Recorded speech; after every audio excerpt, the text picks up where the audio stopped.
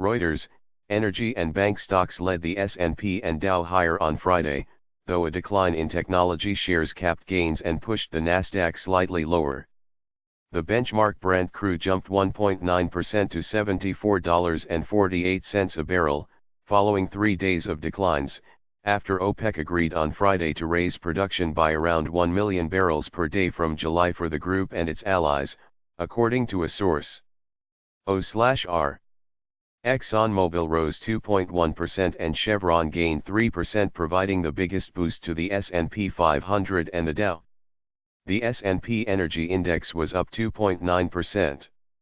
A recent rally in oil prices due to an OPEC decision to restrict supply in an effort to drain global inventories, has helped S&P Energy be the best performing S&P sector in the last 3 months.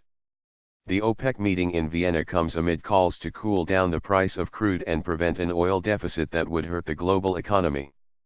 A Euro or ETH market wants some sort of positive commentary out of OPEC. Less uncertainty about the OPEC is always a good thing, a Euro, said Michael Antonelli, Managing Director, Institutional Sales Trading at Robert W. Baird in Milwaukee.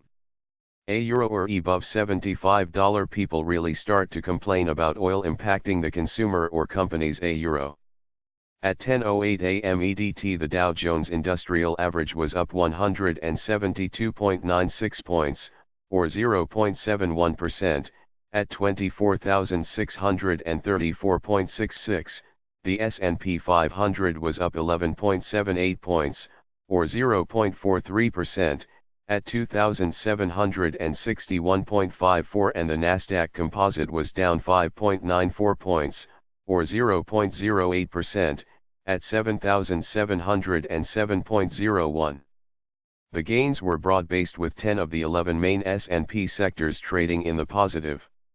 The S&P financial sector was up 0.6% as major U.S. banks gained after clearing the Federal Reserve Euro trademark's first stage of an annual regulatory stress test. Technology stocks, which have protected the Nasdaq from a more crippling damage from trade concerns this week, were trading lower.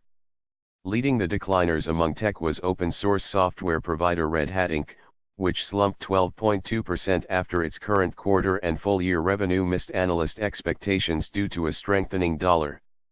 Microsoft a Euro trademark's 1.2% decline and Facebook a Euro trademark's 0.6% fall also weighed. There were no new developments in the China U.S. trade rhetoric after U.S. President Donald Trump threatened to impose tariffs on $200 billion of Chinese imports on Monday, and Beijing vowed to retaliate.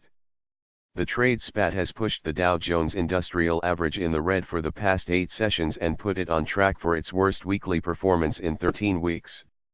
If the Dow fails to hold on to its gains, it would be the longest losing streak for the index in over 40 years. The 30-stock average has closed lower in the past 8 sessions. Friday also marks what would likely be the biggest trading day of the year as a Russell rebalance takes effect at market's close. A reconstitution of the Russell 1000 large cap and Russell 2000 small cap prompts fund managers to adjust their portfolios to reflect new weightings. Advancing issues outnumbered decliners for a 2.93 to 1 ratio on the NYSE and for a 1.52 to 1 ratio on the Nasdaq. The S&P index recorded 15 new 52-week highs and 1 new low, while the Nasdaq recorded 48 new highs and 17 new lows.